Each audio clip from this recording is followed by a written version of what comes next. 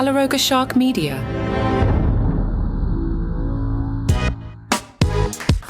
Hi there, I'm Johnny Mack with your daily comedy news. Hey, thanks Travis Kelce for hooking up the Podcast Discovery SEO by celebrating your 35th birthday alongside brother Jason Kelce and Patrick Mahomes. Throw those guys in the episode title. Why, John? Why are you talking about football, John? Well, they went to Zach Townsend's comedy show at the Midland Theater in Kansas City on Saturday night. They hung out in a private lounge area and took turns taking photos with Townsend. Jason's girlfriend Taylor appears to not have been there. I think we would have heard of it if she showed up. Although the Twitter stalkers say that Taylor, or at least her plane, flew from Kansas City to Nashville earlier in the day. Earlier on Saturday, Kelce had hosted the second annual Kelce Car Jam charity event. He had shared what he wanted for his birthday. He wants, "I'll take another Super Bowl if you've got one of those." Donnell Rawlings was on the Breakfast Club, and he commented on the whole Diddy thing. You know, I try not to play in that part of the arena, but I think this Diddy thing is going to drag this podcast into it, as comedians seem to be talking about it, and who knows who's even involved in this whole thing. Donnell was questioned about a picture of him and Diddy alongside Dave Chappelle and some others on a yacht. Rawlings said the picture was taken during a day party years ago and was an annual holiday-focused get-together.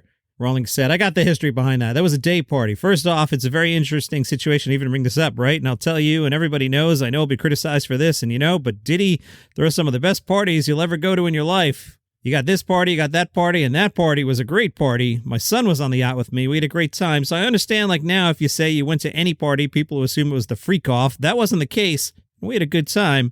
He joked about what he drank at the party and said, "I don't know what was in that vodka because I felt like I had a whole full head of hair on that yacht. I don't know. There's something special in that vodka. I felt light-skinned for a second." Rawlings added that he's not going to say free Diddy or anything, but a good time was had during the yacht party. Allie Wong specials out on Netflix today titled Single Lady. Allie discusses her life following her 2022 divorce from her husband, Justin, filmed at the Netflix Is a Joke Festival earlier this year. Allie tells people, "I really do believe that 40 is the golden age to get divorced. It's perfect. The age range of who I can date is huge. I can go as low as 25, and I can go as high as 55. If you're 55, I've got questions for you, like, can you go on a brisk walk?" "I can, Allie, but I'm married. And we not only went for a brisk walk, we ran a 5K on Sunday. So leave me alone." Very sensitive about turning 55. Have you noticed? I was thinking about this on the way to the National Donuts chain this morning. When I started the show, I was 49.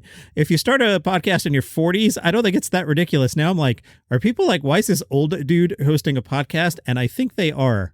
Tom Segura has a big tour for 2025. Dates include shows at Madison Square Garden in New York City and the OVO Arena Wembley in London. Fancy. Tom says, "This is the most fun I've had on tour, and I'm excited to continue touring this hour of material to a bunch of great cities across the globe. If my Instagram algorithm is any indication of the state of humanity, this very well might be the last tour anyone can see on Earth. Can't wait." Pre-sale Wednesday, general tickets Friday. Buyers in select cities can purchase platinum charity tickets. Segura has committed to donating a portion of the proceeds from those tickets to World Central Kitchen. He's also made a personal donation of $100,000 to help further their work. Tom said, "We're thrilled to announce this donation to World Central Kitchen. They do incredible work to people in need all over the world. When we announced this tour, we pledged to donate proceeds to WCK to help them continue their work. We will continue to do so." Who would have thought that talking about farts and genitals could lead to helping so many people? David Cross's current tour is called The Beginning of the End of the Beginning. If you go see David, he says, "A really big chunk of the set is talking about the real experience I had without giving anything away, but it's all kind of true and crazy. I talked briefly about going to Peru with Bob Odenkirk. We hiked the Incan Trail, Machu Picchu, and I used that thread in some ideas. It's just fun. As for the title, I usually have trouble coming up with the title. Usually the first 50 things I come up with are too serious or heavy or just too punny. This one I came up with very quickly, and I don't remember. I wish I had an interesting, pithy answer. I know what it means, but it's open to interpretation. Just think about it for a second. You'll come to this understanding. I'll repeat it to you. The beginning of the end of the beginning." He says, "You don't want to go to the well too many times and rehash the same idea. I definitely have a couple bits I've been doing for 6 or 7 years, but I didn't have room or time for it in the set. But now it kind of fits in there. But also knowing how I work, the show you see is going to be a little different because more stuff's going to happen." So I have a Nikki Glaser item for you in a second, but concurrently to the Nikki Glaser item, sometimes when I need like one more story, I'll go into the podcast charts just to remind me who is currently popular. And as I was doing that, I was reminded Nikki Glaser has a podcast, and I was like, I haven't seen a thing about that podcast in a while. I'm not here to bash Nikki. She's having a great year, but she does a daily podcast and it never comes up. So I looked at the charts. I use a website called Chartable. As I record this on Monday, Nikki's podcast is around number 210 in the overall comedy category chart. I'll talk about that in a second. In the neighborhood there, around 210 or so. Ahead of Nikki in that neighborhood are the Bald Brothers podcast, Nurse John, something called Right Now with John Gibbicon, then Nikki, and right below Nikki, Netflix's A Daily Joke. Now, I think part of this is that she hasn't added a subcategory. For example, in the subcategory of stand-up, where this podcast lives, Netflix's A Daily Joke is 10. So if Nikki were to tag her podcast with stand-up, she would definitely be a top 10 in the category. This program here right now, in the subcategories, you can surface a little bit more, is sitting at around number 30 in that category, and it'll bounce up and down and peek into the top 20 every now and then. So that'll just give you relative popularity of things. I seriously imagine Nikki has at least 50 times the amount of listeners I have. The charts work on a recency bias too. If you get a bunch of subscribers in a short window, like if you went out and got 100 of your friends to subscribe today and they all subscribed in a 3-hour window, I would actually move up on the main chart. I wouldn't stay there, but for a brief window, I'd be on the main chart. It's just how the Apple Podcast works. Anyway, Nikki is currently on tour, and she posted a TikTok for one of her very best friends waiting for her backstage. Shockingly, the story has nothing to do with you-know-who, the singer. Nikki stopped to hug a chihuahua. One person wrote, "OMG, we do not deserve them. You are her everything." Another fan said, "Oh my, she spotted you. The tail wags. I can't." Someone else said, "The little friend is so proud of you." It's Nikki's chihuahua. Back in June, she posted, "I just adopted my third dog from Mayday Rescue, and she's perfect, just like the other two. She doesn't have a name yet because I'm scared of commitment. That's also why I have a dog instead of a kid. It's unclear to me if she ever gave her dog a name. I hope so." Nate Bergatzi hosted Saturday Night Live. I enjoyed the episode. Thought I'd talk about it for a second. They brought back the George Washington sketch. Not as good as the first one, I guess, just because not as fresh, but still pretty funny. They did a really long Sábado Gigante parody.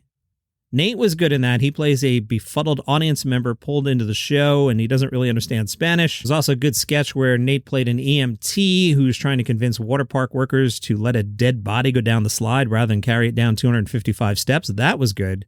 Some other notes I wrote down. So, Sábado Gigante, Marcelo Hernandez is funny, but I'm going to keep giving the same note until he shows me another look. Does he do one thing? He does variations on the character with a thick Hispanic accent, and I haven't seen him do anything else. I do think he's funny, but what else do you have?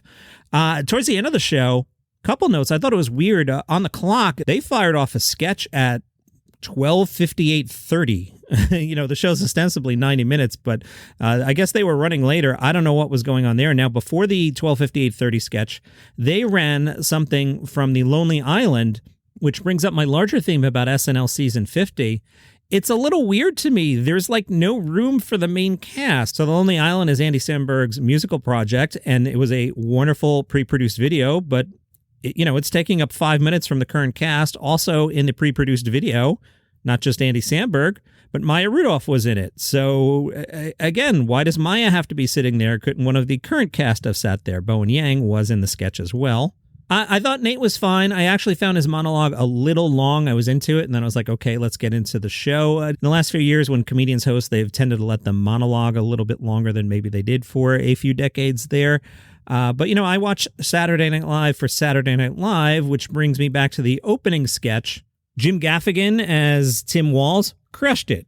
But Jim Gaffigan's not a cast member on Saturday Night Live, and Andy Samberg is there, and Maya Rudolph is there, and I feel like this season is quickly turning into not a bunch of 20-somethings breaking into comedy. It's like the All-Star show, and I guess that makes sense for the 50th year, and I guess that's what we're going to get all year, and that's fine. Makes me wonder about season 51 when all this is gone, and that got me thinking as I watched it, if I'm Jost and Che, this might be the year to get out. If I'm Bowen Yang, this might be the year to get out, because next year on the other side of 50, I could see a lot of new faces and the show almost feeling like it's starting over, kind of, sort of like it did in 1980. I think season 51 is going to be rough. Because let me ask you this. If Bowen Yang leaves, who's the star of Saturday Night Live? right? Yeah. Don Francisco, who hosted the original Sábado Gigante, posted on Instagram, "I want to thank NBC and Marcelo Hernandez for bringing back those special moments of our dear Sábado Gigante. It was not only a great television show, it was much more a meeting point for families and for our Hispanic community." Cal Penn says that if Jon Stewart stepped away from The Daily Show, Cal Penn wouldn't mind taking his place.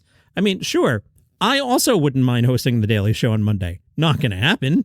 Cal Penn said, "I had the chance to guest host 2 weeks on The Daily Show last season, so we'll see. They say Jon is back for one season. The fanboy part of me is like, I hope Jon stays on The Daily Show because I'm such a fan and I grew up on it.